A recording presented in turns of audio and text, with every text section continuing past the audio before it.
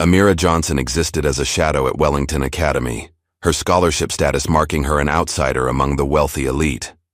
For years, she perfected invisibility, while Veronica Taylor and her followers made Amira their favorite target for relentless torment. What they never noticed behind her thick glasses and hunched shoulders was the dangerous patience in her eyes, a predator disguised as prey. Nobody suspected the quiet girl they mocked was actually the granddaughter of a legendary fighter, trained since childhood in a basement gym to deliver strikes that could break bones. Her grandfather's warning always echoed in her mind. Once the wolf shows its teeth, the sheep never see it the same way again. After enduring enough humiliation, Amira finally decided it was time for Wellington Academy to meet the real her. Just before we get back to it, I'd love to know where you're watching from today, and if you're enjoying these stories, make sure you're subscribed, because tomorrow's special episode is one you definitely don't want to miss. Wellington Academy stood like a fortress of privilege, its marble hallways and polished lockers gleaming under soft lighting that made everything look expensive. Students moved through the corridors in distinct groups, athletes with athletes, debate team members with their own, and at the top of this carefully maintained hierarchy, Veronica Taylor and her inner circle, Amira Johnson, slipped through these same hallways like a shadow, her head down and shoulders hunched. Her uniform hung loosely on her frame, unlike the tailored fits worn by most Wellington students. Thick glasses obscured much of her face, and her dark curly hair was pulled back severely, as if she was trying to take up as little space as possible.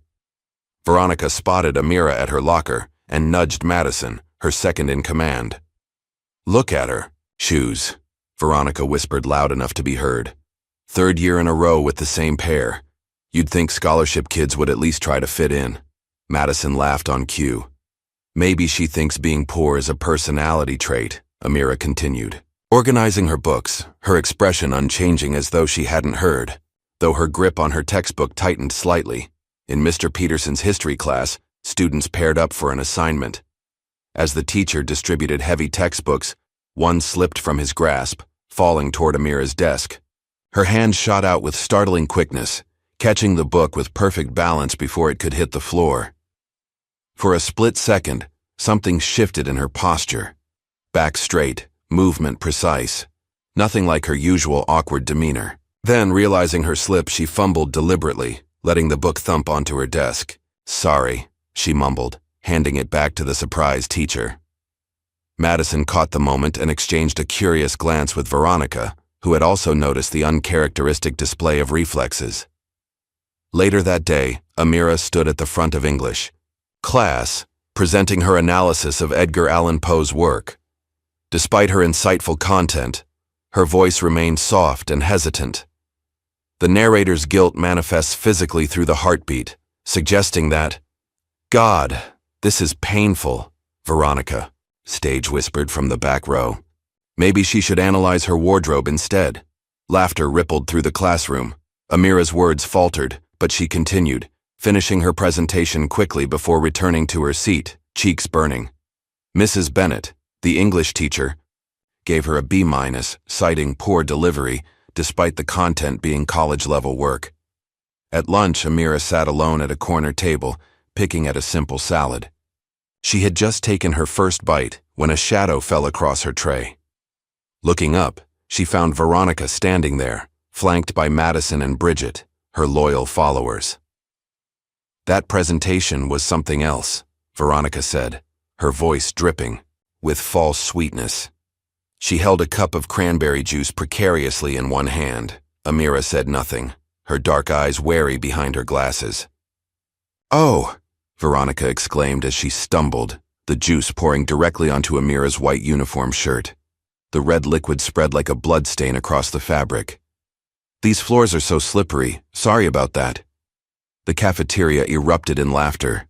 Amira remained perfectly still, not even reaching for napkins. Under the table, her fists clenched so tightly that her knuckles turned white, but her face betrayed nothing. Veronica seemed momentarily taken aback by the lack of reaction, before tossing a napkin onto the table. "Better clean up," she said before walking away, her friends still giggling.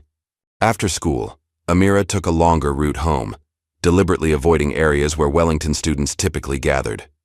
The modest two-story house where she lived with her grandfather stood in sharp contrast to the mansions that housed most of her classmates. William Johnson sat in his worn leather armchair reading The Art of War when she entered. At 72, he remained physically imposing, broad-shouldered with the straight posture of someone who had spent a lifetime in disciplined physical training. He didn't look up from his book, but his awareness of her presence was evident. "Rough day?" he asked, his deep voice filling the quiet living room. "Nothing new," Amira replied, setting down her backpack. Her grandfather's eyes finally lifted, taking in the red stain on her shirt. His expression revealed nothing, but his gaze was penetrating. "Are you still holding back?" The question hung between them, weighted with meaning. Amira didn't answer, disappearing into the kitchen to start dinner preparations. Her grandfather didn't press, returning to his reading as though nothing had been said. That night, long after her grandfather had gone to bed, Amira descended to the basement of their home. Unlike the modest living area upstairs, the basement had been converted into a training space with mats covering the floor and various equipment lining the walls, heavy bags, speed bags, and wooden dummies for practicing strikes. She changed into simple black workout clothes, wrapping her hands with practiced efficiency. As she moved to the center of the room, her entire demeanor transformed. The hunched shoulders straightened. The tentative posture disappeared. She stood balanced and poised, a fighter's stance. Her first punch hit the heavy bag with surprising force, sending it swinging on its chains. She followed with a combination of strikes so fast they blurred, each landing with perfect precision. For an hour, she trained in focused silence, her movements revealing years of disciplined practice. When she finally stopped, sweat glistening on her skin, she stood before the bag breathing steadily, utterly different from the girl who walked Wellington's halls. Here, alone in the basement, Amira was someone else entirely. Confident, powerful, dangerous. Later, standing before her bathroom mirror, she removed her glasses and stared at her reflection. Without the thick frames, her face revealed striking features and intense dark eyes. She gripped the sink's edge tightly. "How much longer?" she whispered to herself. For a moment, something flickered in her expression, a glimpse of something predatory beneath the carefully constructed prey. Then, with practiced discipline, she forced it down, replaced her glasses, and returned to being the Amira that Wellington knew. The next morning, Mrs. Bennet asked Amira to stay after English class. "Your essay on Macbeth was exceptional," the teacher said when they were alone. "Your understanding of power dynamics and psychological manipulation is remarkably sophisticated." Amira looked down, uncomfortable with praise. "Thank you," Mrs. Bennet hesitated. "I also noticed what happened during your presentation yesterday. I should have intervened, and I apologize for that." Looking up in surprise, Amira found genuine regret in the teacher's eyes. For a brief moment, she considered confiding in her, explaining the daily torment she endured. But then her grandfather's words echoed in her mind. "Once the wolf shows its teeth, the sheep never see it the same way again." "It's fine," she said quietly. "I'm used to it."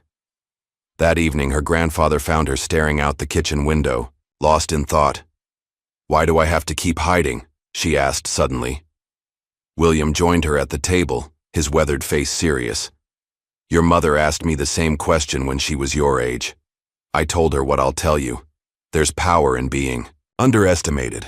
"It feels more like weakness," Amira countered. "That's the illusion," he replied. "But remember, once you show them who you really are, there's no going back. If you fight back, be prepared for the consequences." Amira held his gaze, something resolute forming in her expression. "Maybe I'm ready for those consequences." The next day at school, whispers followed Amira through the halls. She caught Madison and Bridget watching her in the cafeteria, their heads bent together in conversation. Veronica was notably absent, which was unusual. In sixth period, a folded note passed across several desks reached Amira. She opened it cautiously to find an invitation. "Party at Veronica's this Saturday, 8 p.m. Everyone's invited, even you. Time to bury the hatchet? Suspicion immediately flared in Amira's mind. After years of torment, this sudden olive branch made no sense. Still, a small part of her, the part that remembered having friends before her parents died, wanted to believe it could be genuine. When Mietswine, the bell rang. Madison approached her in the hallway. So you coming Saturday? I don't think so, Amira replied carefully. Look, Madison sighed. I know Veronica's been difficult, but she genuinely wants to make amends. Senior year's approaching and she's trying to turn over a new leaf. The explanation was perfectly crafted, almost believable. Almost. I'll think about it, Amira said finally. That evening, she told her grandfather about the invitation. And you're considering going? He asked, expression unreadable. I know it's probably a trap, she admitted. But what if it's not? Her grandfather set down his book. Sometimes the greatest test is not knowing when to fight, but when to walk away from one. Despite his implicit warning, by Saturday evening, Amira found herself selecting a simple navy blue dress for the party. She left her hair down and traded her glasses for contact lenses. The girl in the mirror looked different, vulnerable without her usual armor, but somehow stronger too. I won't be late, she told her grandfather as she headed for the door. He looked up from his book, concern evident despite his neutral expression. Remember what I taught you, was all he said. The Taylor mansion sprawled across 3 acres in the wealthiest part of town. Music pulsed from inside as Amira approached, cars lining the circular driveway. She hesitated before ringing the doorbell, second thoughts clouding her judgment. Madison opened the door, her smile faltering briefly before widening with forced enthusiasm.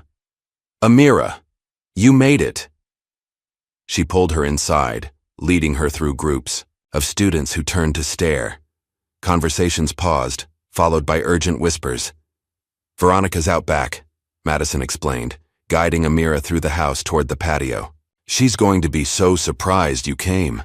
The backyard was elaborately decorated with string lights and lanterns. Students gathered in small groups, most holding red cups, watching Amira with barely concealed interest. Wait here, Madison instructed, leaving Amira alone near the pool house. I'll get Veronica. Minutes passed, increasing Amira's discomfort. She was about to leave when Veronica finally appeared, wearing a striking red dress that probably cost more than Amira's entire wardrobe. You actually came, Veronica said, her tone carrying a note of triumph that set off warning bells in Amira's mind. I'm so glad. Bridget appeared, offering Amira a drink. Try this. House specialty. Amira took the cup but didn't drink, her instincts screaming caution. Thanks for inviting me, she said, trying to gauge Veronica's true intentions. Of course, Veronica replied smoothly. Everyone deserves a chance to fit in. She checked her phone, then smiled more genuinely. Oh, it's time. For the toast. Come with me, Amira. I want you front and center for this. The warning in Amira's mind grew louder as Veronica led her toward a small stage where the DJ had stopped the music. Students gathered around, many with phones raised, their expressions a mix of anticipation and amusement. Everyone, listen up, Veronica called out, keeping one arm around Amira's shoulders in a mockery of friendship. I want to make a special toast to Amira Johnson, who's joining us for the first time tonight. Cheers erupted, unnaturally enthusiastic. Amira tensed, scanning the crowd and noting positions and distances, a habit drilled into her through years of training. Veronica raised her glass. To new friendships and fresh starts. The crowd echoed the toast, and Amira sensed movement above her a split second before disaster struck. She started to move but hesitated, revealing her reflexes now would expose everything she'd hidden for years. That moment of hesitation proved costly. A bucket of thick pink paint dumped from the balcony above, drenching her completely. The cold shock of it stole her breath as the viscous liquid covered her hair, face, and dress. For a heartbeat there was silence, and then laughter erupted, cruel, mocking, and accompanied by the clicking of dozens of phone cameras capturing her. Humiliation. Amira stood frozen, paint dripping from her eyelashes. Through the pink haze, She could see Veronica's triumphant smile and the sea of faces contorted with laughter. "Pink is definitely your color," Veronica said loud enough for everyone to hear. "Consider it a makeover on the house." Something inside Amira shattered in that moment. Not her composure, which remained eerily intact, but the last restraint that had kept her true nature hidden. She calmly wiped paint from her eyes, her movements deliberate and controlled. She looked directly at Veronica, holding her gaze for a long, uncomfortable moment. The laughter around them gradually died down as students sensed the shift in atmosphere. Without a word, Amira turned and walked away, her pace measured, her back straight despite the humiliation. "Aren't you going to cry?" Veronica called after her, clearly frustrated by Amira's composure. "Come on, paint girl, give us the tears." Amira didn't respond, didn't look back as she made her way through the stunned crowd. Students parted before her, some still snickering, others watching with uncertain expressions. She walked home like that pink paint drying on her skin and clothes, attracting stares from passing cars. Her grandfather was still awake when she arrived, sitting in his usual chair. He took in her appearance without comment, his expression revealing nothing. "She set me up," Amira said, her voice steady despite everything. They all did. He nodded once, then disappeared upstairs, returning with towels and a change of clothes. "Clean up," he said gently. "We'll talk after." In the shower, Amira watched pink paint swirl down the drain, scrubbing until her skin felt raw. The dress was ruined, the memory of the humiliation seared into her mind. Yet something else had awakened inside her. A cold, calculating clarity. That hadn't been there before. By Monday morning, the video of Paint Girl had spread throughout Wellington Academy. Students Amira had never spoken to knew her name now, pointing and laughing as she walked through the halls. Some mimicked being splashed with paint when she passed. Others simply called out the new nickname that had been assigned to her. "Hey, Paint Girl, need an umbrella today? Watch out, she's dripping." Through it all, Amira maintained the same outward appearance, head down, glasses on, uniform neat and proper. But something had shifted beneath the surface. She no longer flinched at the taunts or quickened her pace to escape. Instead, she moved with a subtle new confidence that went largely unnoticed amid the mockery. That evening, she sat in her darkened bedroom, watching the video of her humiliation for the 20th time. The clip had over 2,000 views now, with comments ranging from casual cruelty to outright viciousness. She studied it with clinical detachment, her breathing slow and controlled as she mentally calculated distances, angles, and the precise amount of force it would take to break each limb of every person who had laughed. The door opened without a knock, and her grandfather entered, watching her replay the video again. "How many times have you watched it?" he asked. "Enough," Amira replied, her voice eerily calm. He studied her for a long moment before turning to leave. Instead of offering comfort or outrage, he went to his bedroom and retrieved something from the back of his closet, an old wooden box, simply crafted but beautiful in its way. He brought it to the kitchen table and set it down without explanation before walking away. Amira followed, drawn by curiosity. The box was familiar. She'd seen it all her life but had never been allowed to open it. Now it sat before her, clearly an offering. With careful hands, she lifted the lid. Inside, nestled in faded red velvet, lay a pair of combat gloves. They were well worn but meticulously maintained, the leather supple from years of use and care. She recognized them instantly from the few photographs she had of her mother, a champion fighter in circles that existed below the surface of polite society. Amira lifted them reverently, feeling their weight. They represented heritage, power, permission. Her grandfather had finally deemed her ready to claim her birthright. The next morning, Amira walked into Wellington Academy without her glasses for the first time. Her hair, usually tightly controlled, hung in its natural curls. The changes were subtle, nothing dramatic enough to draw immediate attention, but those who looked closely might have noticed the straight posture, the purposeful stride that replaced her former shuffle. In third period math, Madison deliberately stuck her foot into the aisle as Amira approached her desk, a childish trick that had worked countless times before. Without breaking stride, Amira, sidestepped the obstacle with fluid precision, continuing to her seat as if nothing had happened. Madison blinked in confusion, looking to Bridget, who had also noticed. A ripple of uncertainty passed through the small group of students who had been watching, expecting the usual stumble and accompanying laughter.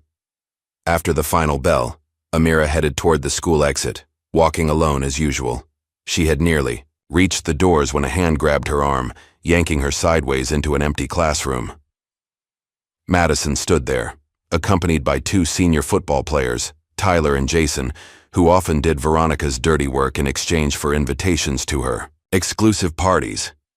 "We need to have a little chat," Madison said, her voice carrying a false bravado.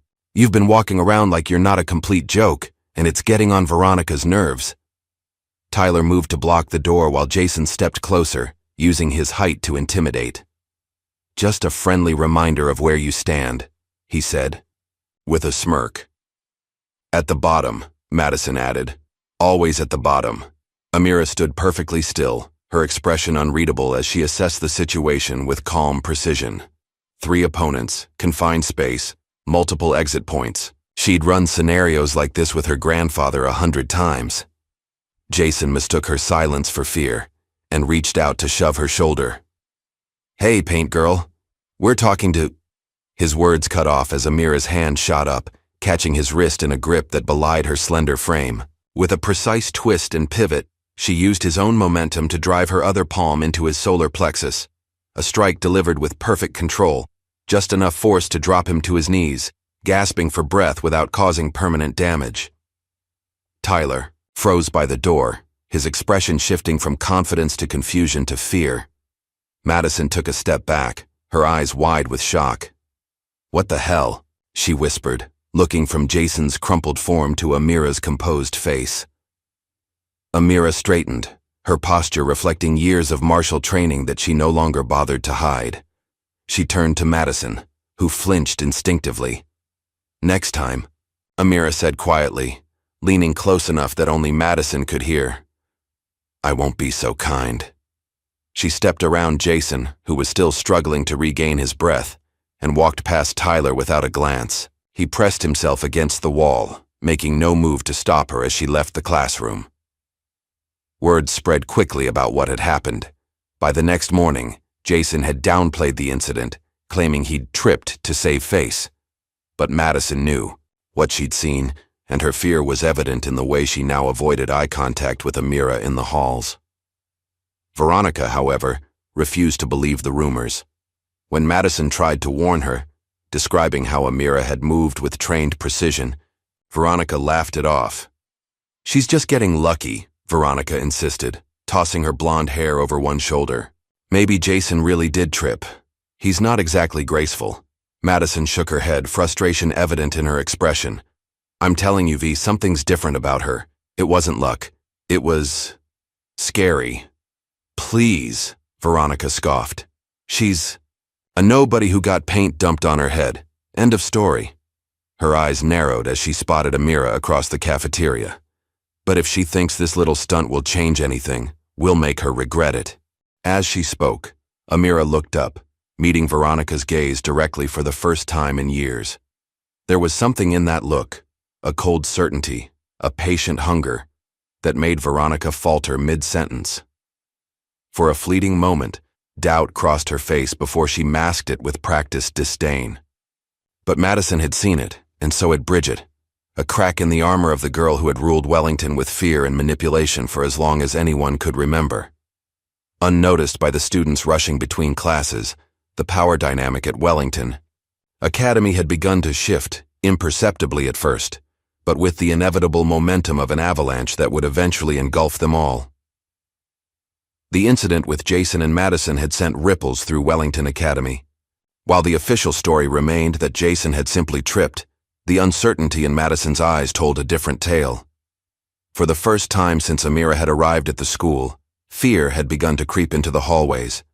Not fear of Veronica's social power, but something more primal. Madison avoided Amira in the hallways now, pressing herself against lockers when they passed each other.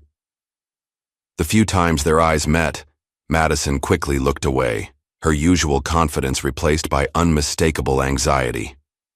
Veronica noticed this change in her friend and grew increasingly irritated. "What is wrong with you?" Veronica demanded during lunch, watching Madison nervously scan the cafeteria. "You're acting like she's going to attack you or something." "You didn't see what I saw," Madison replied, her voice low. "It wasn't normal, V. Nobody moves like that without training." Veronica rolled her eyes. "So she got lucky once. Big deal." "Wasn't luck," Madison insisted, but fell silent as Amira entered the cafeteria. The change in Amira was subtle, but undeniable. She no longer hunched her shoulders or averted her gaze. Instead, she walked with quiet confidence, her dark eyes scanning the room with calm assessment. When her gaze landed on Veronica's table, she didn't look away. She stared, unblinking, until Bridget shifted uncomfortably in her seat. "She's being weird again," Bridget muttered. "Ignore her," Veronica commanded, though she found herself unable to follow her own advice. Something about Amira's stare made her skin prickle with unease. The next morning, Veronica arrived at school early to meet with her debate team. When she opened her locker, a small piece of paper fluttered to the floor. She picked it up, expecting a note from an admirer or one of her friends. Instead, in perfectly formed handwriting that seemed almost mechanical in its precision, were 5 simple words. "Are you still laughing now?" There was no signature, no clue to the sender's identity, but Veronica knew instantly. She crumpled the note in her fist, glancing around the empty hallway as if expecting to find Amira watching from the shadows. The hallway remained empty, but she couldn't shake the feeling of being observed. Later that day, Rachel, one of Veronica's newer followers, burst into the girls' bathroom looking pale and shaken. "What happened to you?" Bridget asked, pausing in the middle of applying lip gloss. "I just saw the weirdest thing," Rachel said, her voice trembling slightly. "I went to get my gym clothes and heard noises from the old weight room. You know nobody uses that place anymore, right? So I looked through the window and—" She hesitated. "And what?" Veronica prompted impatiently. "It was that girl, Amira. She was, I don't know how to describe it. Like shadow boxing, but nothing like what we do in gym class. It was fast and intense, like something out of a horror movie. Completely silent except for her breathing. When she turned toward the door, I swear I thought she was going to kill me with that look." Bridget laughed nervously. "So Paint Girl works out. Who cares?" "It wasn't just working out," Rachel insisted. "It was like she knew exactly how to hurt someone. Badly." Veronica dismissed Rachel's concerns outwardly, but the description added to her growing unease. First Madison's story, now this. Something wasn't adding up about the quiet scholarship student they'd tormented for years. In history class the next day, Mr. Peterson was discussing psychological warfare throughout the centuries. Sun Tzu believed that the supreme art of war was to subdue the enemy without fighting, he explained. Psychological warfare is often more effective than physical confrontation. Can anyone give me an example from more recent history? The classroom remained silent. Mr. Peterson sighed, accustomed to the apathy of Wellington students when it came to actual learning instead of social posturing. To everyone's surprise, Amira raised her hand. It was the first time anyone could remember her voluntarily participating in class. "Yes, Amira?" Mr. Peterson said, unable to hide his surprise. "The most effective psychological warfare creates fear through reputation alone," Amira said, her voice clear and confident. Nothing like the hesitant whisper she'd used in her presentations before. During the Cold War, both superpowers cultivated an aura of unpredictability. When your enemy believes you're capable of anything, they defeat themselves with their own imagination. The classroom fell into stunned silence. Amira's answer wasn't just correct. It was articulate and insightful, delivered with the confidence of someone who had studied the topic extensively. "That's exactly right," Mr. Peterson said, clearly impressed. "Very well put." As class continued, Veronica watched Amira with growing suspicion. The girl who had stumbled through presentations was suddenly offering perfect answers about warfare strategy. It didn't make sense. By the end of the week, Wellington was buzzing with whispers about Amira. Some claimed they'd had nightmares about her after the Jason incident. Others swore they'd seen her practicing martial arts moves that looked professional, level. A particularly dramatic sophomore insisted that Amira had stared at her for so long in the hallway that she'd felt physically ill afterward. Madison was the first to break away from Veronica's inner circle. After 3 years of unwavering loyalty, she simply stopped sitting at their lunch table, offering vague excuses about needing to study. The reality was transparent to everyone. Madison was afraid, and her fear of Amira had grown stronger than her fear of Veronica's social retribution. "This is ridiculous," Veronica fumed after Madison declined yet another invitation to hang out after school. "She's letting that nobody get to her." "I heard something yesterday," Bridget said hesitantly. "A rumor going around the junior class.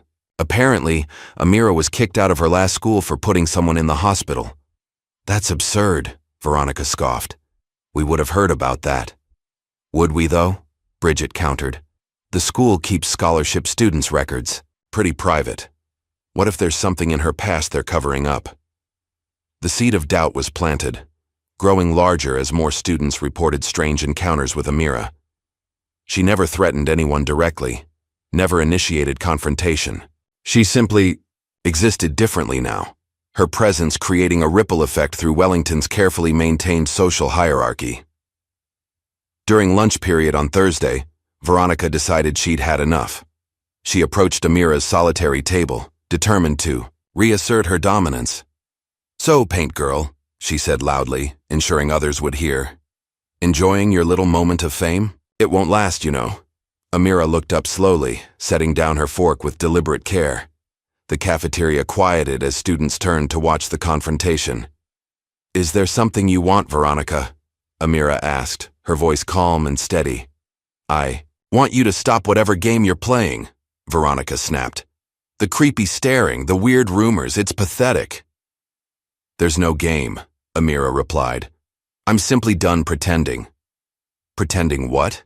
That you're not a freak?" Veronica laughed, but the sound was hollow, lacking her usual confidence. Amira studied her for a moment, her expression unreadable. Then, with unexpected eloquence, she said, "You know, Veronica, your entire identity is built on making others feel small. But what happens when those people stop shrinking? What happens when they stand at their full height? Who are you then?" The question hung in the air, simple, yet devastating. Several students shifted uncomfortably, avoiding Veronica's gaze. "You don't know anything about me," Veronica hissed, aware that she was losing control of the narrative. Amira smiled slightly. The first time many had seen such an expression on her face. "I know enough." That evening, the remaining members of Veronica's inner circle gathered at her house for an emergency strategy session. Madison's absence was conspicuous. "This has gone too far," Veronica declared. "She's turning the school against us with these mind games. We need to handle this." "How?" Bridget asked. "If the rumors are true, they're not," Veronica interrupted. "She's just a scholarship kid who got lucky once. We need to remind everyone who really runs Wellington." Beneath her bravado, however, Veronica felt a growing uncertainty. The dynamics of power she'd understood since freshman year were shifting beneath her feet, and for the first time, she couldn't predict the outcome.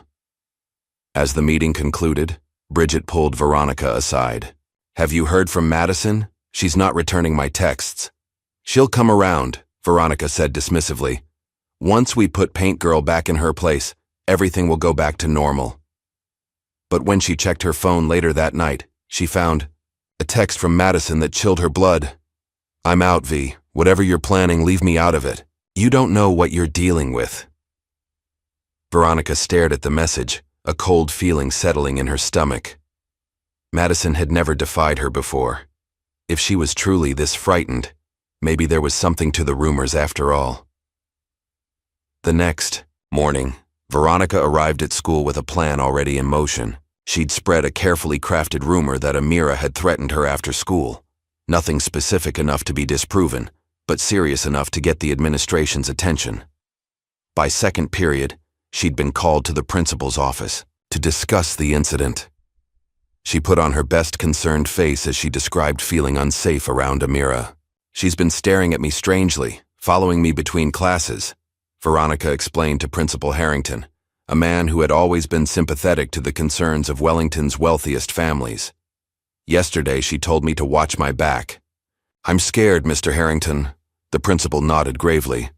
"I'll speak with Miss Johnson immediately. We take threats very seriously at Wellington, as you know." Veronica left his office with a satisfied smile. Let Amira try to explain her way out of this one. But by lunch, her satisfaction had turned to confusion. Amira sat at her usual table, apparently undisturbed by any administrative intervention. When Veronica walked by, Amira looked up and held her gaze with unsettling calm, not the expression of someone who'd been reprimanded. After school, Veronica intercepted Mr. Harrington in the parking lot. "Did you speak with Amira?" she asked. The principal looked uncomfortable. "I did, yes.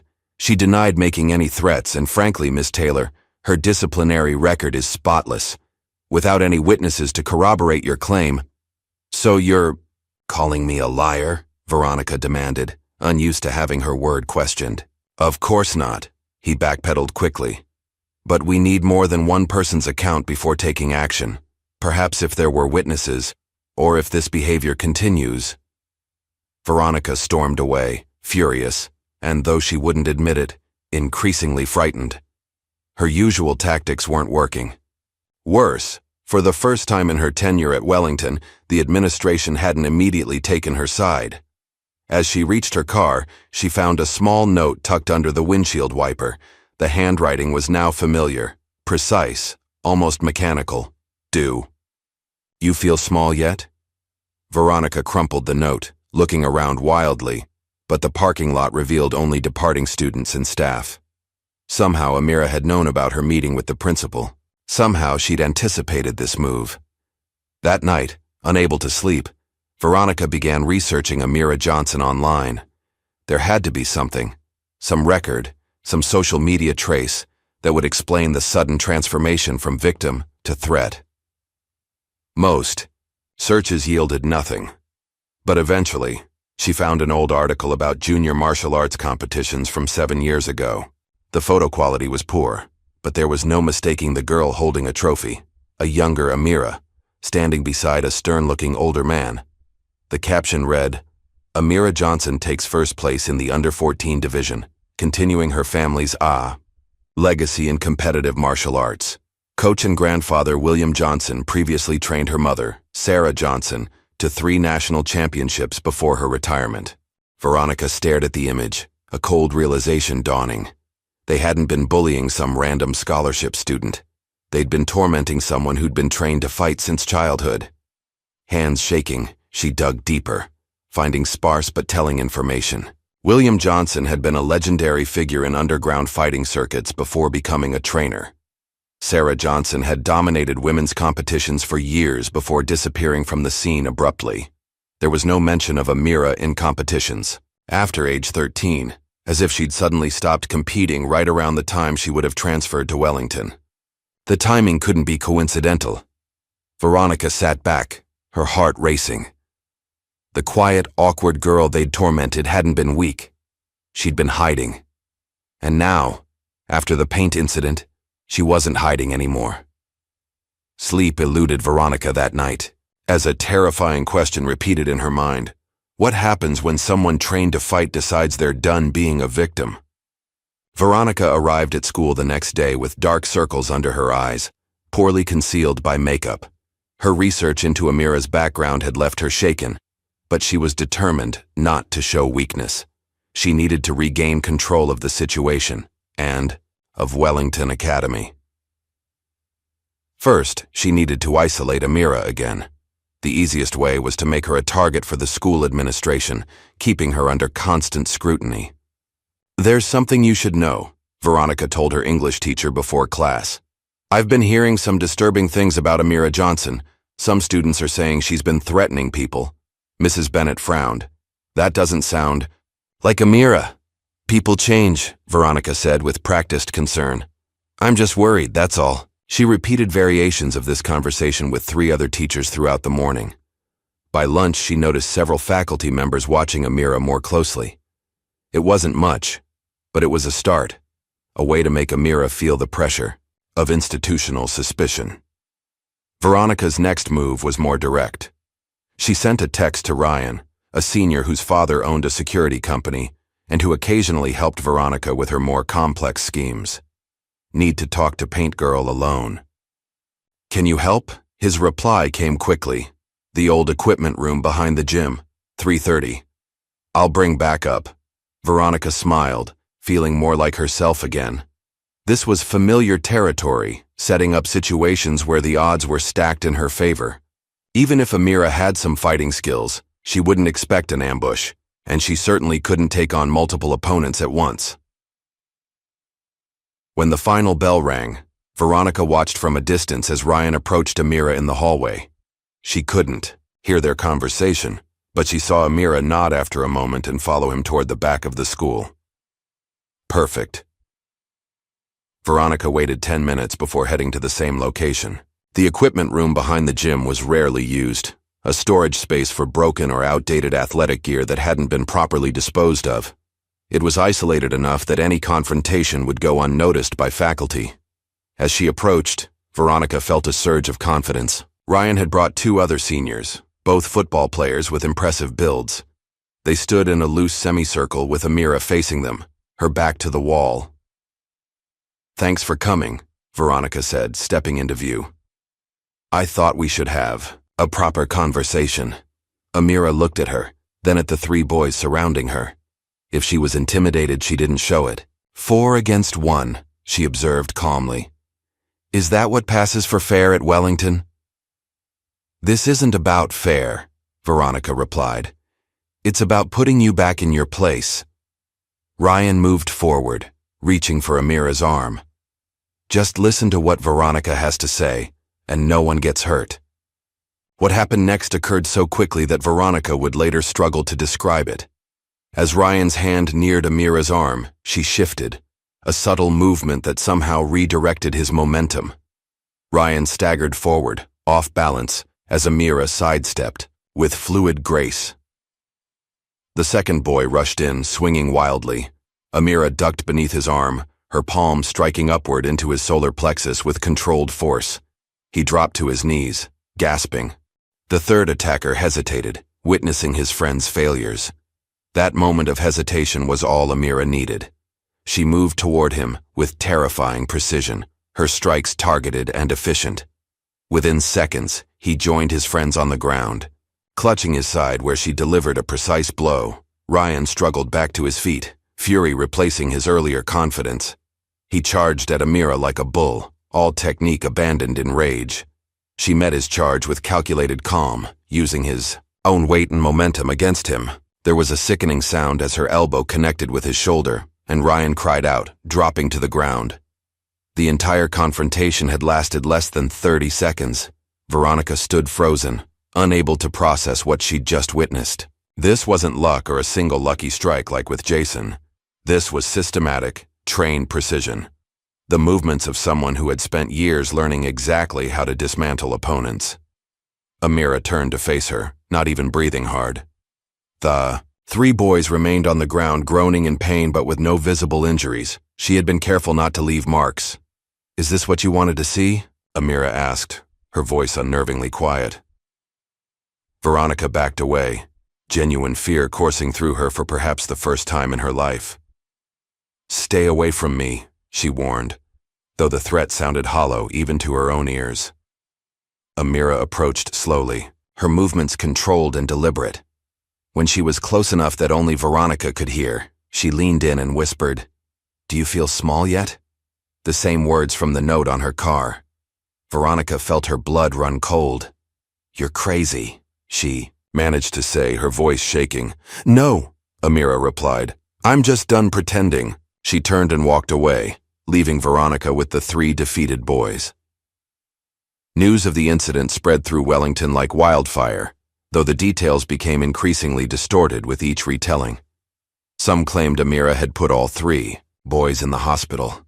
Others insisted she'd used martial arts moves so advanced they couldn't be legal. The truth, that she had neutralized 3 larger opponents without causing serious injury, was somehow more frightening than the exaggerations. The following day, Veronica arrived at school to find her carefully constructed social world crumbling. Students who had always yielded to her in the hallways now watched her with curious eyes, sensing the shift in power. During her government class presentation, someone in the back row whispered loudly, "Did you hear what happened to Ryan?" The class tittered. And for the first time, Veronica felt the sting of being the subject of mockery rather than its orchestrator. Lunch was worse.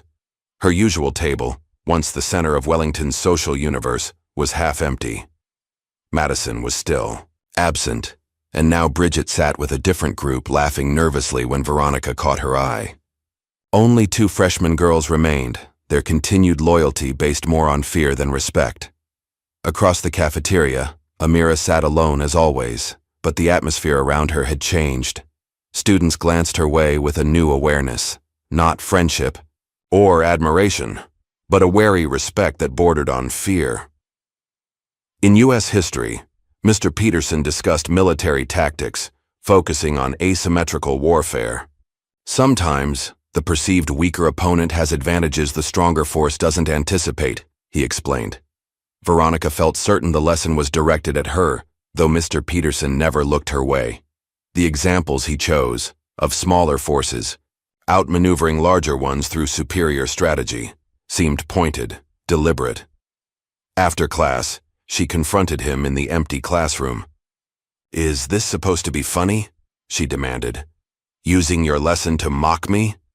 Mr. Peterson looked genuinely confused. "I have no idea what you're talking about, Miss Taylor. This material has been on the syllabus since September." "Everyone's talking." "About what happened yesterday," she pressed.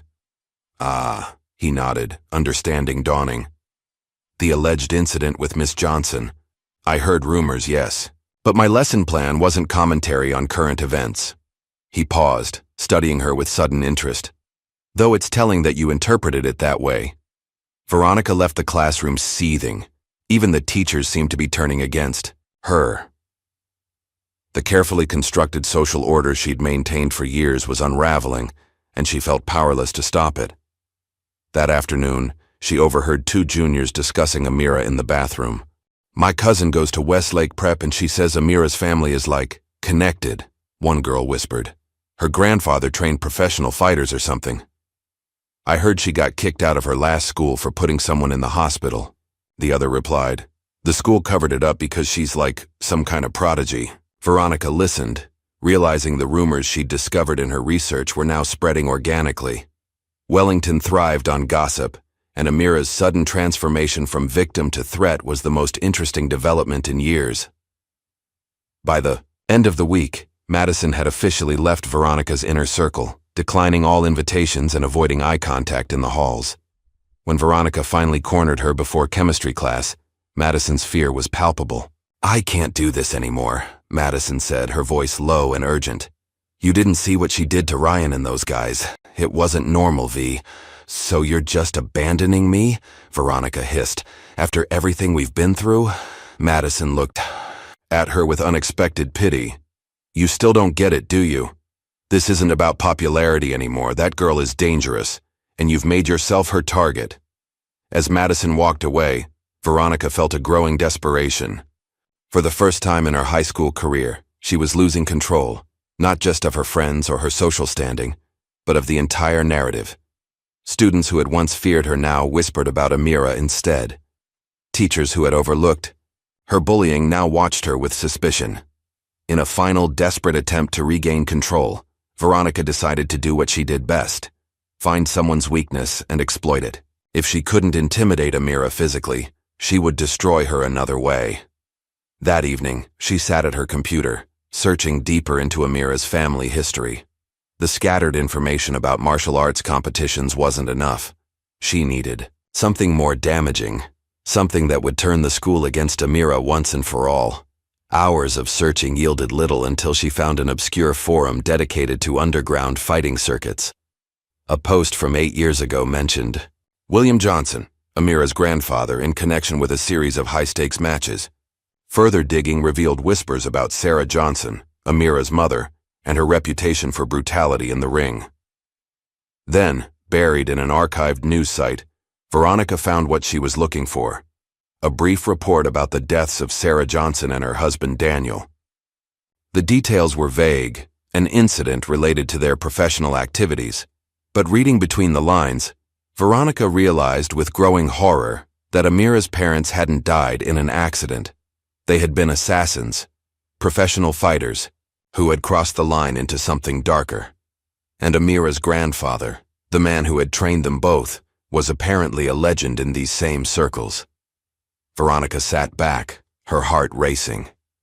This wasn't just about a girl who could fight back against bullies. She had inadvertently targeted the heir to a fighting legacy that bordered on the criminal. The realization hit her like a physical blow. She had made an enemy of someone trained by the best, someone who came from a family where violence wasn't just a skill, but a way of life. For the first time, Veronica felt true terror. She looked across the hallway the next day and saw Amira watching her, those dark eyes calculating and patient. In that moment, Veronica understood that she had never been the predator in this relationship. She had always been the prey. Morning sunlight streamed through Veronica's bedroom windows, but she hadn't slept. Her laptop screen still displayed the articles she'd found about Amira's family, fragments of a history far more dangerous than she'd imagined. The realization that she'd spent years tormenting someone with such a background left her stomach in knots. For the first time in her life, Veronica Taylor felt truly afraid. But beneath that fear burned something else, a desperate, cornered rage. She'd spent too long as Wellington's queen to surrender her crown without a fight. If she couldn't beat Amira with physical force, she would destroy her another way. "If I can't beat her, I'll destroy her life instead," she whispered to her reflection as she applied concealer to the dark circles under her eyes. Her father, Richard Taylor, was on his third cup of coffee when she entered the kitchen, his attention divided between his phone and a stack of financial reports. "Dad," Veronica said carefully, "do you still have connections with that private investigator? The one who helped when that employee was stealing from the company?" Richard looked up, his interest piqued. "Harvey, sure, why?" "There's this scholarship student at school," Veronica explained, choosing her words carefully. "Something seems off about her family. I'm concerned about safety issues." Her father studied her face. "This wouldn't have anything to do with the incident I heard about, some kind of fight behind the gym?" Veronica feigned surprise. "You heard about that? I'm on the board of trustees, Veronica. Not much happens at Wellington that I don't hear about eventually." He set down his phone. "Is this girl causing you trouble?" "It's not that," Veronica lied smoothly. "I'm worried about the school." "What? If her family has a criminal background, shouldn't someone look into that?" Richard considered this, then nodded. "I'll give Harvey a call. What's the girl's name?" "Amira Johnson. She lives with her grandfather, William Johnson." By that afternoon, Harvey Blackwood had been hired to investigate Amira's family history. Veronica felt a surge of vindication as she headed to school. Let Amira play her mind games. Soon, Veronica would have ammunition that no amount of fighting skill could defend against. At Wellington, the atmosphere had shifted noticeably. Students moved differently in the hallways, their attention constantly drawn to two focal points: Veronica, whose power was visibly waning, and Amira, whose quiet presence now commanded a fearful respect. Veronica spent her morning classes crafting the perfect rumor, something believable enough to spread quickly, but damaging enough to isolate Amira completely. By lunch, she had begun whispering to carefully selected students. "Did you know Amira's family has a criminal record?" she murmured, to Ashley, a notorious gossip. "My dad's on the board and they're doing a background check because of safety concerns." "What kind of criminal record?" Ashley asked, eyes wide. Veronica leaned closer. "I shouldn't say too much, but think violent crimes, like really violent. There's a reason she knows how to fight like that." By sixth period, variations of the rumor had circulated throughout Wellington's student body. Some versions claimed Amira's grandfather had been in prison. Others suggested her parents had died during some kind of criminal activity. The common thread in every version was the implication that Amira herself might be dangerous, not just capable of defending herself, but potentially violent without provocation. The effect was immediate and powerful. Students who had begun to admire Amira's stand against bullying now eyed her with suspicion and fear. The respect she'd earned transformed into something darker, a wary distance that bordered on panic.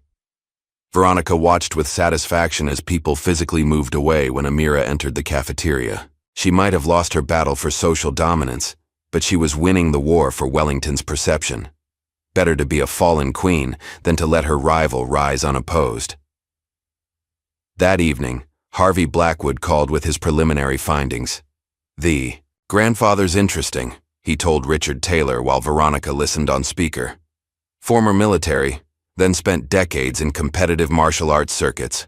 Some of those circuits weren't exactly sanctioned." "And the parents?" Richard asked. "That's where it gets murky," Harvey replied. "Sarah and Daniel Johnson died 7 years ago. Official record says car accident, but there are inconsistencies in the police report. They traveled extensively, particularly to countries known for private security contracting. Reading between the lines, they might have been involved in work that governments prefer to keep off the books." "Mercenaries?" Richard suggested. "Or something similar," Harvey agreed. "Nothing concrete enough to take to authorities, but definitely the kind of background that raises questions about the granddaughter." After the call ended, Richard turned to Veronica with concern. "I think I should bring this to the principal's attention." "Definitely," Veronica agreed, trying to hide her triumph. "The school has a responsibility to keep students safe." The next morning, Principal Harrington called an emergency faculty meeting before classes. Veronica, arriving early to work on a student council project, positioned herself near the conference room door, where she could overhear fragments of the discussion inside. Concerning background, potential safety risk, monitoring the situation. A smile spread across Veronica's face. The seeds she'd planted were taking root. By the time classes began, she noticed teachers watching Amira with new wariness. During chemistry, Mr. Wells called on her less frequently and maintained a noticeable distance from her desk. In English, Mrs. Bennett's formerly warm demeanor had cooled to professional politeness. The whispers among students grew louder, more speculative. By lunchtime, a group of parents had called the administration, concerned about their children's safety. The rumor had spread beyond Wellington's walls, gaining the momentum that only parental panic could provide. Amira walked through it all with the same calm precision she'd shown since the paint incident, but Veronica noticed the subtle tightening around her eyes, the fractional increase in tension in her shoulders. The psychological warfare was working. Even a trained fighter couldn't remain completely immune to becoming a pariah. During 7th period math, Veronica received a text from Madison, the first communication since she'd left the inner circle. "Teddy, have you done? These rumors about Amira are insane," Veronica texted back. "I haven't done anything. People are just finally seeing the truth." Madison's reply came quickly. "This isn't about popularity anymore. You're trying to get her expelled. This is too far, even for you." "She brought this on herself," Veronica responded, then silenced her phone. After the final bell, Madison approached Amira in the hallway. Veronica watched from a distance, unable to hear their conversation, but noting Madison's apologetic expression and Amira's measured response. The interaction ended with Madison handing Amira a folded piece of paper before walking away.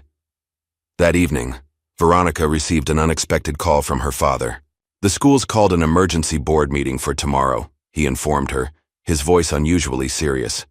"Apparently there's concern about increasing tensions between certain students. Principal Harrington mentioned your name specifically." "My die." "Name?" Veronica feigned innocence. "Why would he mention me? He seems to think you're involved in spreading rumors about the Johnson girl." Richard's tone hardened. "Veronica, if you've been manipulating this situation, I'm just concerned for school safety," she insisted. "Everyone deserves to know who they're dealing with." There's a line between legitimate concern and character assassination, her father warned. Make sure you haven't crossed it. After hanging up, Veronica paced her room anxiously. The situation was escalating faster than she'd anticipated. If the board got involved, there would be investigations, questions about who started the rumors. She needed to accelerate her plan, to force Amira into revealing her true nature before anyone could question Veronica's motives. A desperate plan formed in her mind. If Amira truly came from a family of fighters, perhaps even criminals, then she would have a breaking point, a line that, when crossed, would make her snap. All Veronica needed to do was find that line and push Amira across it, preferably in front of witnesses. The next day, tension hung over Wellington like a storm cloud. Teachers spoke in hushed tones, students traveled in groups, and security personnel were noticeably more present in the hallways. The administration had clearly decided that Amira represented a potential threat, though they hadn't taken any official action yet. Veronica had arranged for the perfect setup, a public confrontation during the assembly scheduled that afternoon. The entire school would witness Amira's reaction, and Veronica had ensured that several of her remaining loyal followers would provoke the situation if necessary. What Veronica hadn't anticipated was Bridget's crisis of conscience. During lunch, her former friend approached her in the bathroom, expression troubled. "This has gone too far," Bridget said quietly. "The things people are saying about Amira, they're not just mean anymore. They're dangerous." "She is dangerous," Veronica snapped. "Or have you forgotten what she did to Ryan and the others?" "She defended herself against 3 guys who were trying to intimidate her," Bridget countered. "That doesn't make her family criminals." "You don't know what I know," Veronica insisted. "Maybe not," Bridget admitted. "But I know what you're planning for the assembly, and I can't be part of it." She hesitated, then added, "Neither can most of the others. They're scared of what might happen." "So now you're all abandoning me?" Veronica's voice rose dangerously. "After everything I've done for you?" "What have you actually done for any of us, Veronica?" Bridget asked quietly. "Made us feel temporarily important by association? Taught us to be cruel to stay in your good graces?" She shook her head. "I'm done. And if you go through with this plan, I'll tell Principal Harrington exactly who's been spreading those rumors." As Bridget left, Veronica felt her carefully constructed plan crumbling. She leaned against the sink, breathing heavily, panic rising in her chest. Everything was falling apart. Her social power, her reputation, her future, all threatened because of one scholarship student who refused to stay in her place. When the assembly bell rang, Veronica had made a new decision. If her followers wouldn't help her expose Amira, she would do it herself. One final, desperate gambit to reclaim what she was losing. The auditorium filled quickly, students filing into rows as Principal Harrington prepared to address concerns about recent events on campus. Veronica spotted Amira sitting alone near the back, maintaining the same composed posture she'd shown throughout the escalating chaos. Before the principal could begin speaking, Bridget approached the stage asking to address the student body. Harrington, surprised but willing to promote student voice, agreed. "I have something important to say," Bridget announced, her voice shaking slightly. "There have been rumors circulating about Amira Johnson and her family. I want everyone to know that these rumors were deliberately started by Veronica Taylor after Amira defended herself against bullying." A collective gasp rippled through the auditorium. All eyes turned to Veronica, who sat frozen in shock. This wasn't part of her plan. This was betrayal on a public scale. "For years, Veronica has targeted Amira," Bridget continued, gaining confidence. "The paint incident at the party was just one example. When Amira finally stood up for herself, Veronica couldn't handle losing control, so she started spreading lies to turn everyone against Amira."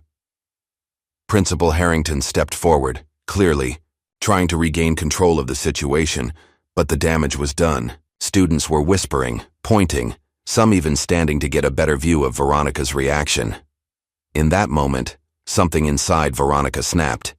Years of maintaining perfect control, of carefully crafting her image, of manipulating others for her benefit, all undone in seconds by a former friend's confession. She stood abruptly, marching toward the stage. "You want to talk about truth?" she shouted, pushing past Harrington to grab the microphone. "Let's talk about Amira Johnson, the girl you're all suddenly defending. Did you know her family has a history of violence? That her parents were probably killers? That she's been trained to fight since she could walk?" The auditorium fell silent, stunned by the outburst. "She's been playing all of you," Veronica continued, her voice rising hysterically, "acting weak and pathetic while hiding what she really is. Ask her. Ask her what her grandfather taught her in that basement every night." Security personnel moved toward the stage, but Veronica was beyond caring. She jumped down, pushing through, the crowd toward where Amira sat, still calm, still watching with those unnervingly steady eyes. "Tell them," Veronica demanded, standing before Amira. "Tell them who you really are."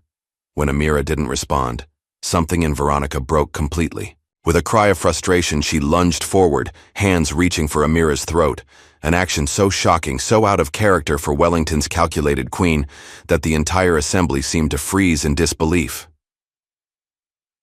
The previous night, while Veronica had been planning her final attempt to destroy Amira's reputation, Amira had been in the basement of her home with her grandfather. The rumors circulating about her family hadn't escaped William Johnson's notice, nor had the increasing isolation his granddaughter faced at school. "They're digging into our past," Amira had said quietly, practicing a complex sequence of movements, with fluid precision. Her grandfather watched from the side of the training mat, his expression serious. "This was inevitable the moment you stopped hiding your abilities."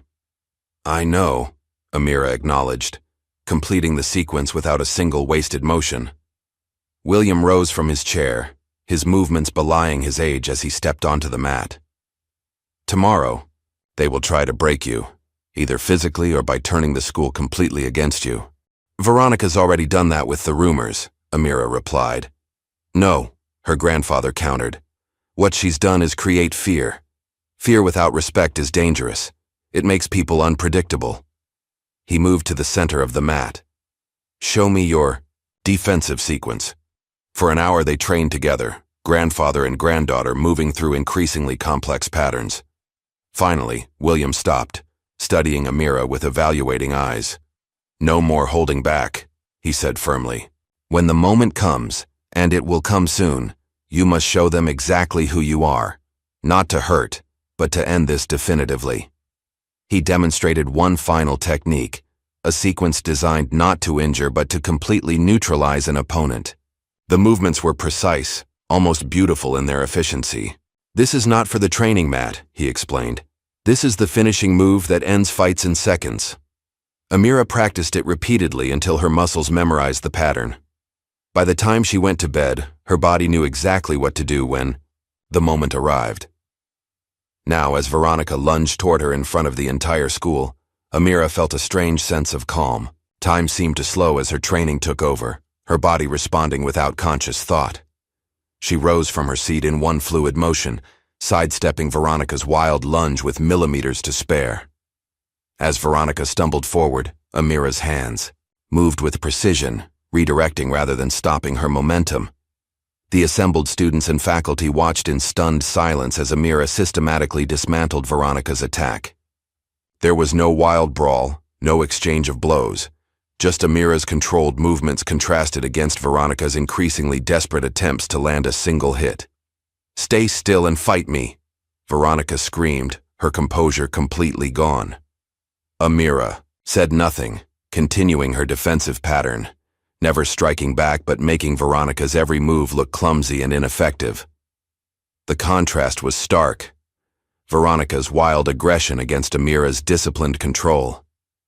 Finally, after Veronica had exhausted herself with failed attacks, Amira executed the technique her grandfather had taught her.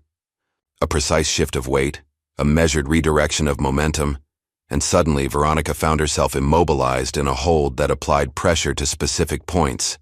Not painful, but completely effective. She couldn't move without causing herself discomfort.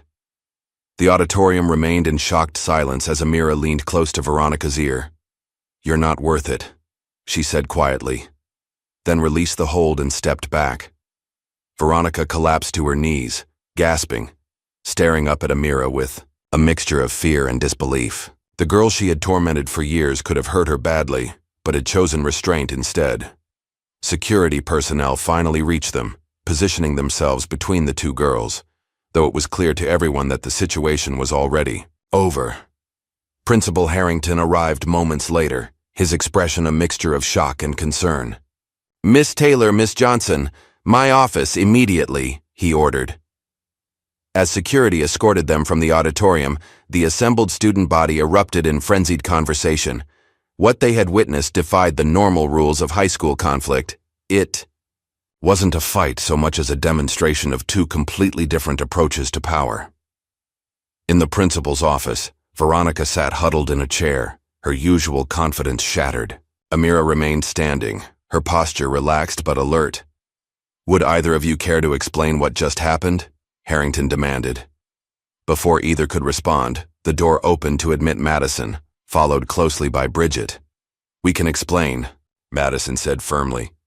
"All of it. The bullying, the paint incident, the rumors. Everything." For the next hour, the story unfolded. Years of Veronica's systematic torment, the deliberate humiliation at the party, and finally the fabricated rumors designed to isolate and potentially expel Amira. Madison and Bridget spared no details, including their own complicity in the bullying. As for Amira's family, Bridget concluded, Veronica twisted information to make them sound dangerous. Yes, they have a background in martial arts, but there's nothing criminal about that. Principal Harrington turned to Amira. "Is this true, about your family's background in martial arts?" "My grandfather is a former competitor and trainer," Amira confirmed calmly. "He taught me to defend myself, not to hurt others." "Then why hide these skills for so long?" he asked. "Because once people see you as different, they never see you." "The same way again," Amira replied, echoing her grandfather's words. Throughout the explanation, Veronica remained silent, her earlier rage replaced by a hollow resignation. When Harrington finally dismissed the others to speak with her privately, she couldn't meet his eyes. "Miss Taylor," he began, his voice grave, "given the severity of what's occurred, the bullying, the false rumors, and your physical attack today, I have no choice but to recommend suspension, pending a board review for possible expulsion." Veronica nodded numbly. "My parents," she whispered. "Yes, they've been called," Harrington confirmed. "They're on their way." Outside, as Madison and Bridget returned to class, Amira found herself alone in the hallway for the first time since the confrontation. Students passing between classes stared openly, their expressions a mixture of awe and lingering wariness. The fear remained, but it had transformed, no longer the fear of an unknown threat, but respect for demonstrated skill, and, more importantly, restraint. By the end of the day, news of Veronica's suspension had spread throughout Wellington. The social hierarchy that had defined the school for years had been upended in a single afternoon. The queen had fallen, her reign ended not by another social climber, but by someone who had never sought power in the first place. That evening, Richard and Elizabeth Taylor sat in stony silence as Veronica explained everything. Her years of bullying Amira, the paint incident, the fabricated rumors. The disappointment in her father's eyes cut deeper than any punishment the school might impose. "We raised you better than this," Elizabeth said finally, her voice tight with restrained emotion. "I know," Veronica whispered, unable to offer any justification for her actions. "You'll be transferring schools," Richard announced. "I've already spoken with Westlake Prep. They'll take you next semester, provided you complete community service and counseling." "You're making me leave Wellington?" Veronica asked, though she knew the answer. "After what you've done, do you really think you can stay?" her father asked. "You're lucky Amira's grandfather isn't pressing charges for assault." The reality of her situation hit Veronica fully then. She had lost everything. Her social standing, her school, her friends, her parents, trust, all sacrificed in a futile attempt to maintain control over someone who had never truly been under her power. Meanwhile, Amira returned home to find her grandfather waiting in his usual chair, a worn copy of The Art of War open on his lap. "It's Over, she told him simply. He studied her face. You showed restraint. You taught me that mercy is a weapon too. William nodded approvingly. And now? Now they know what I am, Amira replied. There's no going back. There never is, her grandfather agreed, setting aside his book. But forward is where we were always meant to go. The next day at Wellington, Amira experienced something entirely new, respect without fear. Students didn't flinch away when she passed, instead they nodded acknowledgement. Teachers spoke to her with a new awareness, recognizing that the quiet, intelligent student they'd always known possessed depths they hadn't imagined. Madison approached her at lunch, sliding hesitantly into the seat across from her. I owe you an apology, she began. For everything. For the years of standing by while Veronica tormented you. For the paint. For all of it. Amira regarded her silently for a moment. Why now? She asked finally. Because I was afraid before, Madison admitted. Of Veronica, then of you. Now I'm just trying to do better. She attempted a smile. Maybe we could start over. Be friends? Amira's expression remained neutral.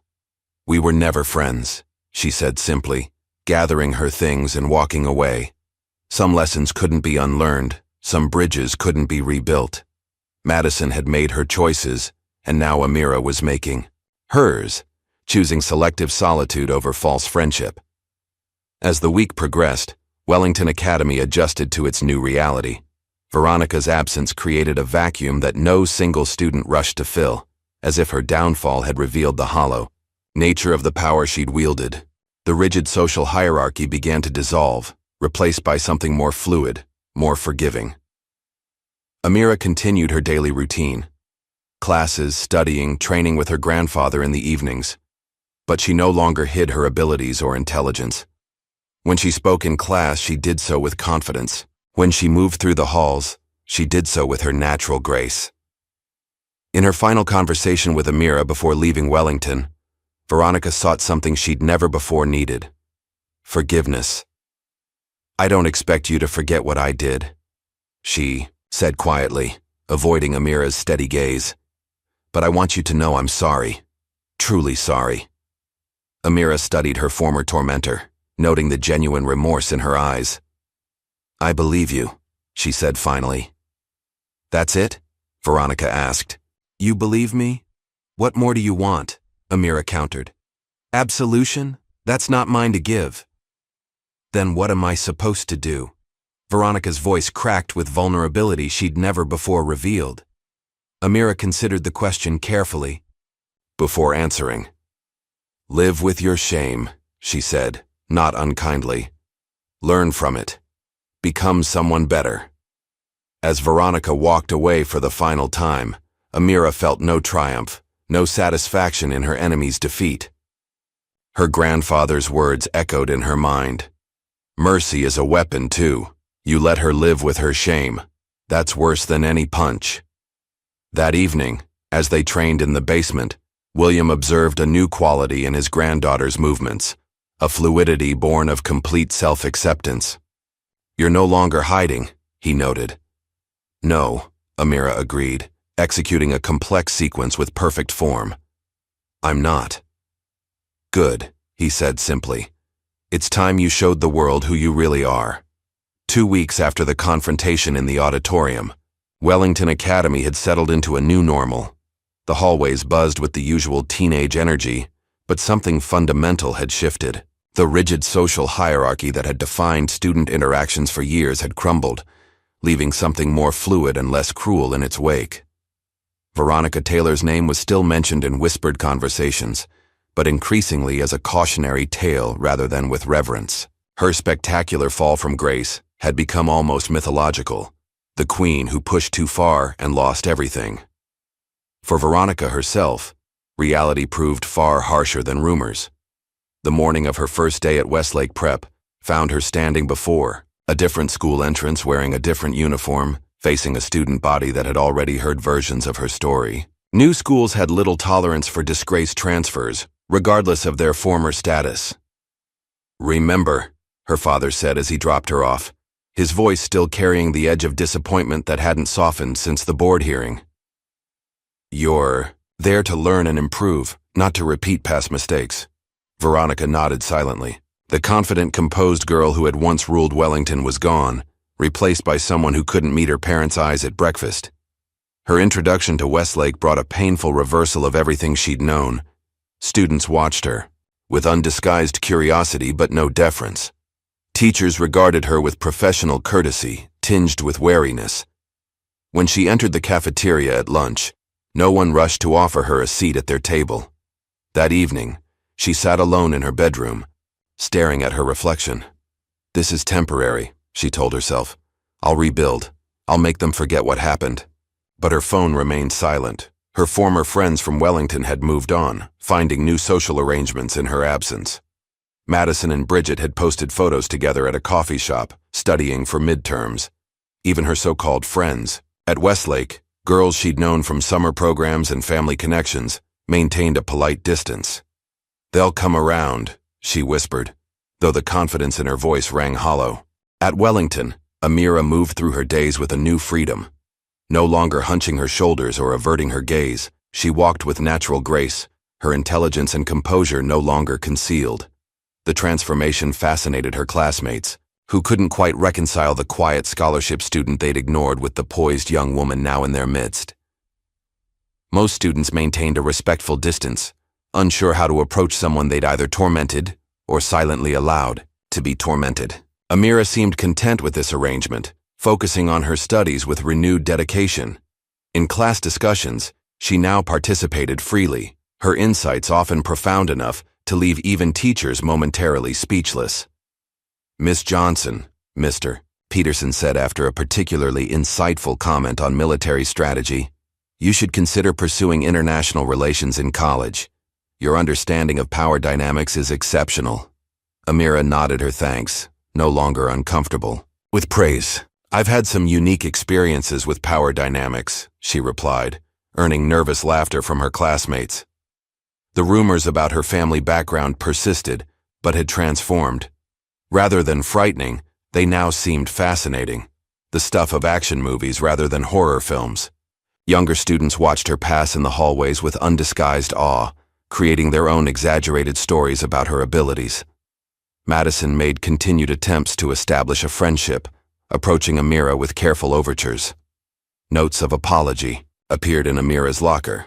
An extra coffee materialized on her desk before first period. Each gesture was acknowledged with polite nods but no reciprocation. "She'll never forgive us, will she?" Madison asked Bridget as they watched Amira reading alone during lunch. "Would you?" Bridget countered. "After everything we did?" Madison had no answer for that. At home, Veronica faced even greater challenges. Her parents' disappointment manifested in different ways. Her mother's tears during family dinner, her father's heavy sighs when he thought she couldn't hear. The family's social calendar, once filled with events where the Taylors had been honored guests, grew conspicuously empty. "The Andersons' charity gala is this weekend," Elizabeth Taylor mentioned casually over breakfast, studiously avoiding her daughter's gaze. "Your father and I thought it best if we declined this year." Veronica understood the unspoken meaning. Her presence would create discomfort, would remind everyone of her disgrace. She had become a liability to her family's social standing, the very currency she had once leveraged so effectively at school.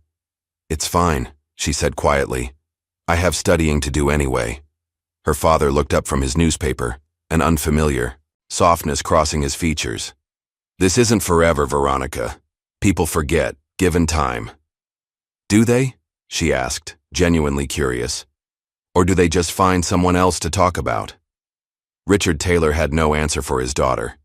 The harsh lessons of social dynamics she'd once wielded against others were now being applied to her with equal cruelty.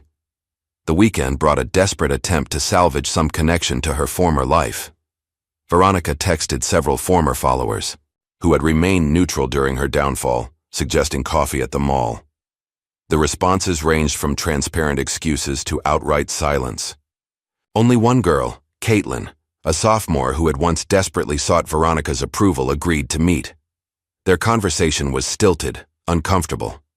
Caitlin spoke of Wellington as if Veronica was a distant alumna rather than someone who had left mere weeks ago. Everything's so different now, Caitlin explained, picking at her muffin.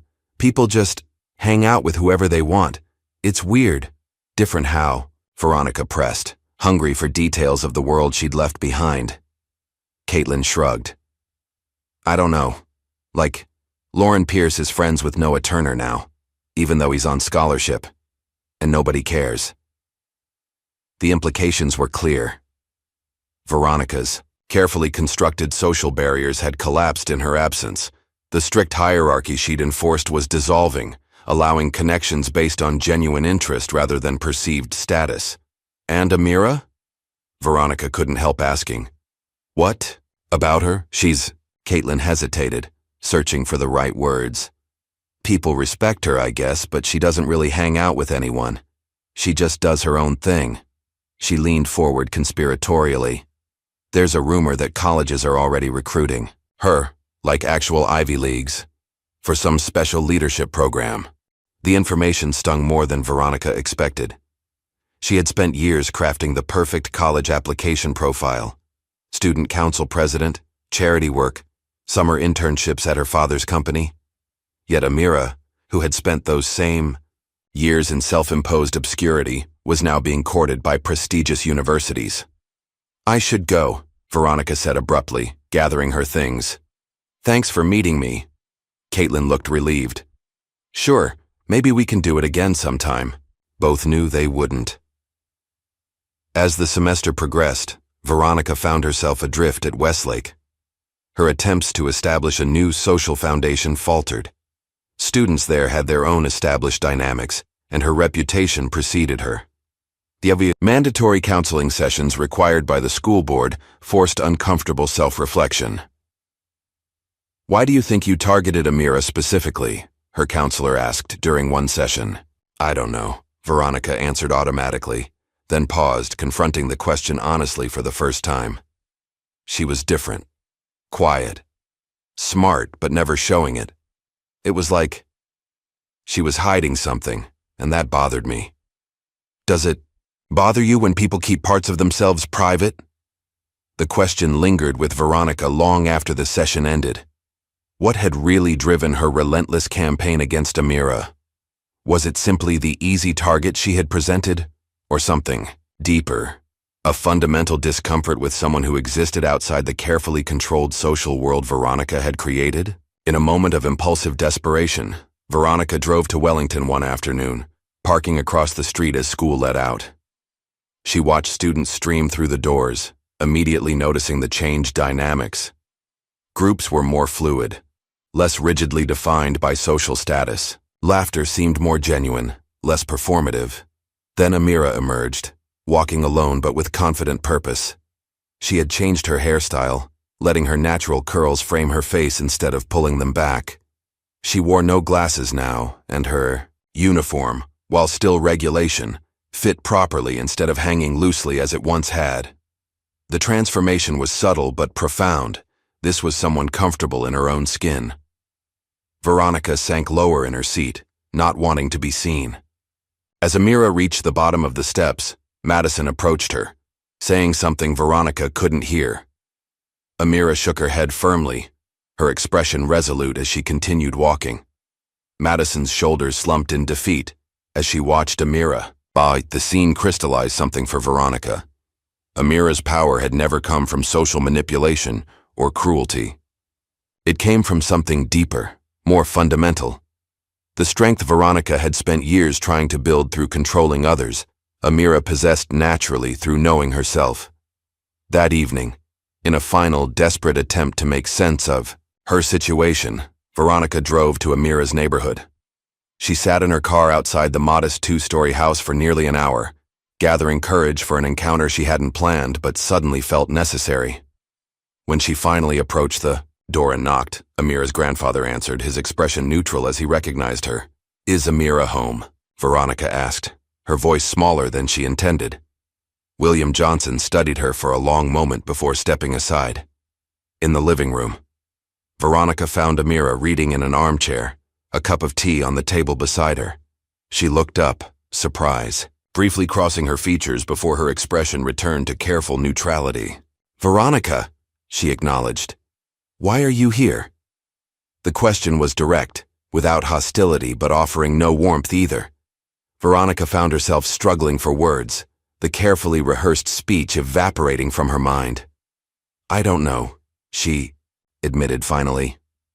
I needed to understand." "Understand what?" "How you're okay," Veronica said, the words tumbling out. "How you went through years of what I did to you, and you're just fine, better than fine. While I'm—" She gestured helplessly at herself. Amira set her book aside, considering the question. "I was never defined by how you saw me," she said finally. "That was your mistake." "And what was yours?" Veronica asked, genuine curiosity in her voice.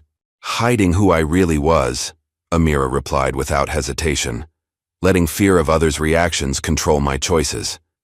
They regarded each other in silence, former victim and tormentor separated by a chasm of experience that no conversation could bridge. William Johnson appeared in the doorway, his presence a silent reminder that this meeting had limits. "I should go," Veronica said. Amira nodded. "Probably. Will you ever forgive me?" The question escaped before Veronica could stop it. Amira's expression remained steady, but something softened in her eyes. "That's not what you're really asking for." "What am I asking for, then?" "You want me to make your shame go away," Amira said quietly. "I can't do that. Only you can." As Veronica turned to leave, William Johnson spoke for the first time. "The hardest fights," he said, his voice carrying the weight of experience, "are the ones we have with ourselves."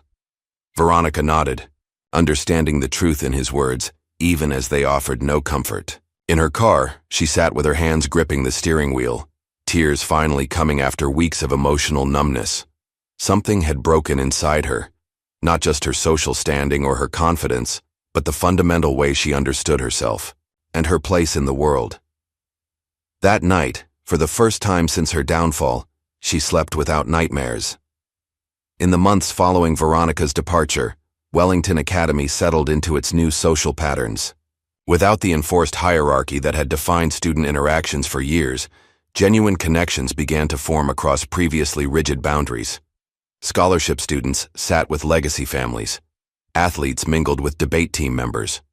The invisible walls that had separated different social groups became permeable, then barely noticeable. Through it all, Amira maintained her independence. She was no longer ignored. Students acknowledged her in hallways, teachers sought her contributions in class, but she remained largely solitary by choice. "Aren't you lonely?" Madison asked her once during a shared lab assignment. Amira considered the question seriously. "There's a difference between being alone and being lonely," she replied. "I'm comfortable with myself." The answer puzzled Madison, who had scrambled to rebuild her social circle after Veronica's departure. The concept of being content with solitude was foreign to someone who had defined herself through group belonging for so long.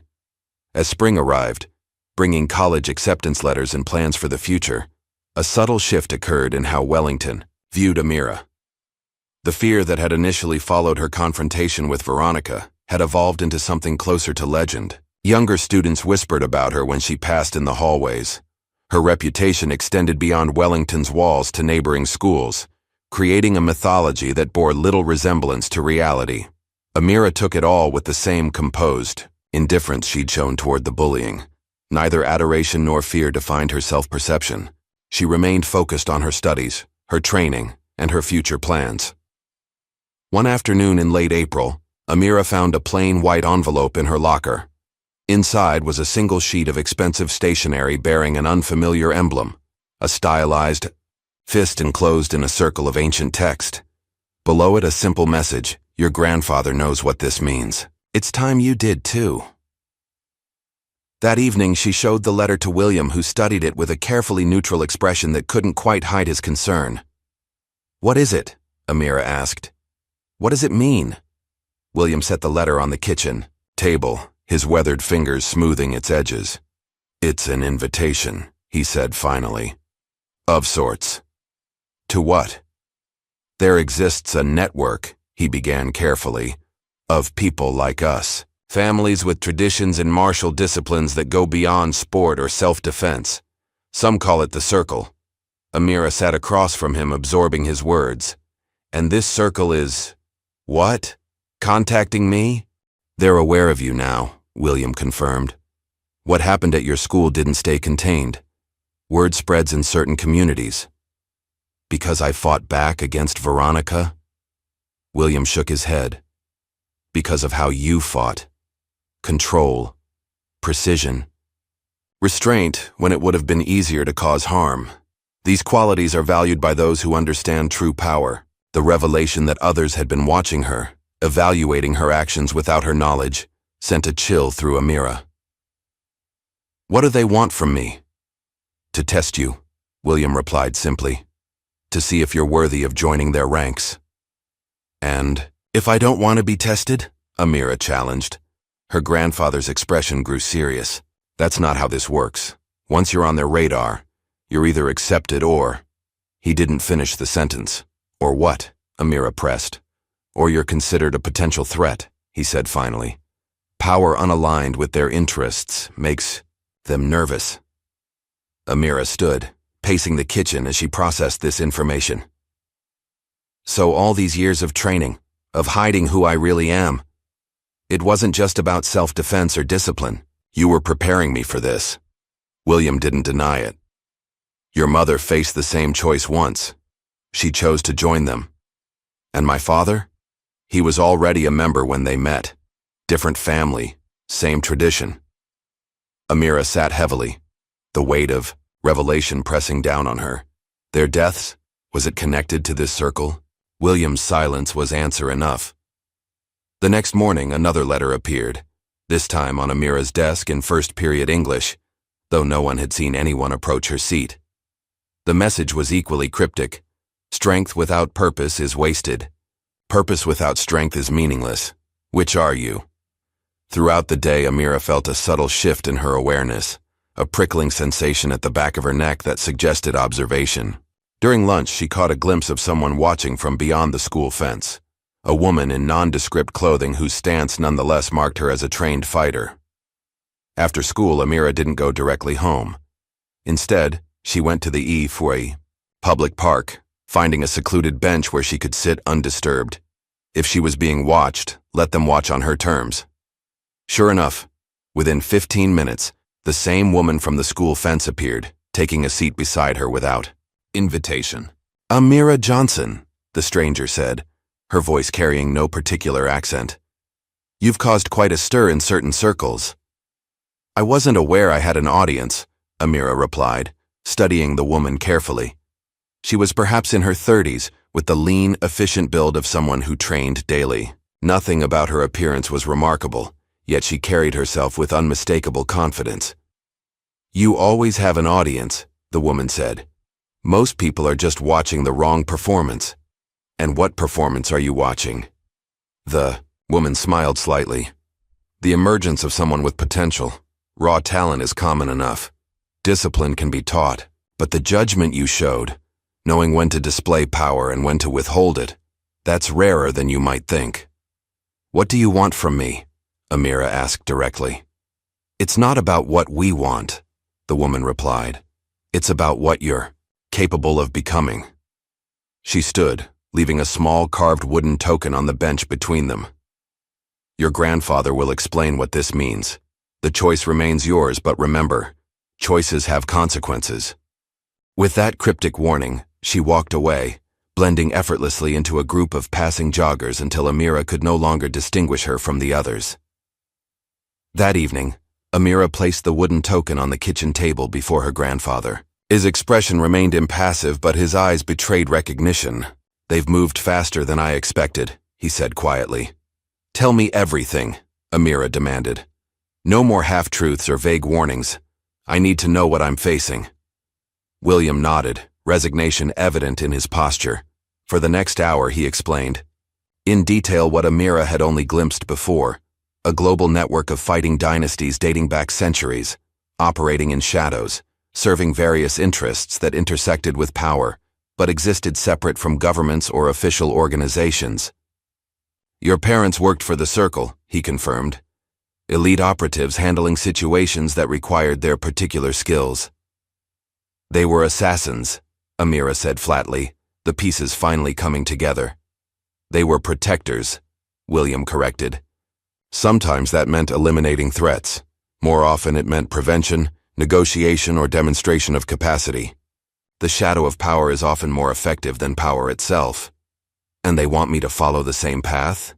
They recognize your potential, William replied. As I always have. Amira fell silent, absorbing the full weight of what she'd learned. Her entire life, the training, the discipline, the constant emphasis on control, had been preparation for this moment. A legacy she hadn't chosen, but couldn't escape. Do I have a real choice? She asked finally. William considered his answer, carefully. There are always choices, but some paths once revealed can't be unseen. You can refuse them, but they won't forget you exist. That night, Amira climbed to the roof of their house, a childhood habit she'd abandoned years ago. The night spread before her, stars partially obscured by city lights. From this vantage point, Wellington Academy was visible in the distance, its buildings dark and silent. The contrast struck her forcefully, the petty social dynamics of high school against the global network her grandfather had described. Veronica's bullying, once the central conflict of her life, now seemed almost quaint in comparison to what awaited her. The next day, another letter arrived, delivered by an unassuming courier to the front door of their home. Unlike the previous cryptic messages, this one was direct. Your grandfather won the Northern Circuit Championship 3 consecutive years before retiring undefeated. Your mother dominated the Eastern trials at 19. Your father held the Western record for 5 years. What will your legacy be, Amira Johnson? We await your answer. The challenge was clear. Before she could respond, her grandfather appeared in the doorway of her room, his expression more serious than she had ever seen. Before you decide, he said, there's one more test. Between us. Amira understood immediately. You want to fight me? I need to know if you're ready, he replied simply. And you need to know if you can win. They descended to the basement, the training space that had been Amira's second home since childhood.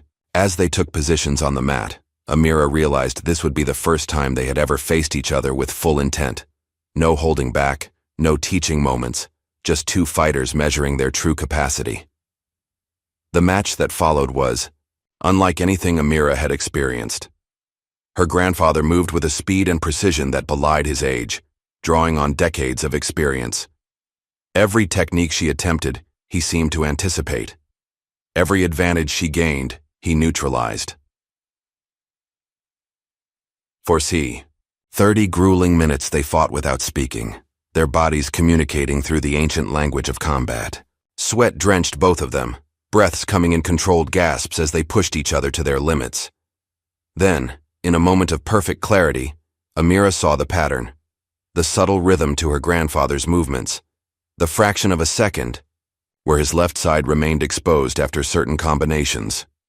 With calculated patience, she waited for the opening, then executed a sequence of strikes so precisely timed that William found himself momentarily defenseless. The final move connected with controlled force, sending him to the mat. For a moment, neither moved, both processing what had just occurred. Then, slowly, William rose to his feet, a smile spreading across his usually stoic features. Now they'll come for you, he said, pride evident in his voice. Amira nodded, understanding the significance of what had just happened. She had proven herself not just to her grandfather, but to whatever unseen observers might be monitoring her progress. That evening, she stood on the school rooftop again, reading the latest letter that had arrived, a formal invitation to what was described as a gathering of like minds. The morning would bring decisions and consequences, paths chosen that couldn't be unchosen. As she folded the letter, Amira felt a strange sense of calm settle over her.